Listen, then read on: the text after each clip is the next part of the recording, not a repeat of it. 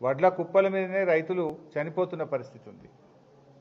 రాష్ట్ర వ్యాప్తంగా ఇప్పటికీ 5 రైతులు మార్కెట్ యార్డ్లో పడిగాపులు కాస్తూ దీనంగా ఎదురు చూస్తూ హార్ట్అటాక్తో కానీ వివిధ కారణాల వల్ల ధాన్యపు కుప్పల మీదనే రైతులు చనిపోయిన పరిస్థితి ఉంది.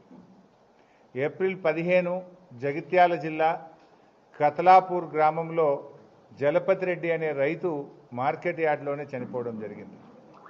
ఏప్రిల్ 21 మహబూబాబాద్ జిల్లా తొర్రూరు మండలంలో చీర్లపాలెం అనే గ్రామంలో మహిళా రైతు ప్రేమలత మార్కెట్ యార్డ్లో ధాన్యం తెచ్చి అక్కడే 2-3 రోజులు పడిగాపులు చేస్తూ చనిపోవడం జరిగింది.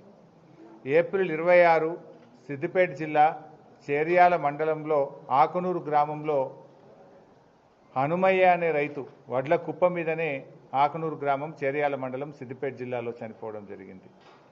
ఏప్రిల్ 22 మహబూబాబాద్ జిల్లా నెల్లికుదురు మండలం అక్కడ బిర్రు వెంకన్న అనే రైతు ధాన్యం తెచ్చి ధాన్యం కుప్ప మీదనే చనిపోవడం జరిగింది.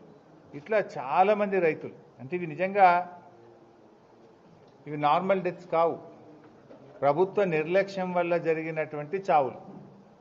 ఒక రకంగా చెప్పాలంటే ఇవి ప్రభుత్వ హత్యలు. రైతులు ఇవాళ ఇట్లా చనిపోతున్నా ఈ ప్రభుత్వానికి చీమ కుట్టినట్టు కూడా లేదు. అందాల పోటీల మీద ఉన్న శ్రద్ధ రైతుల మీద లేకపోవడం సిగ్గుచేటు.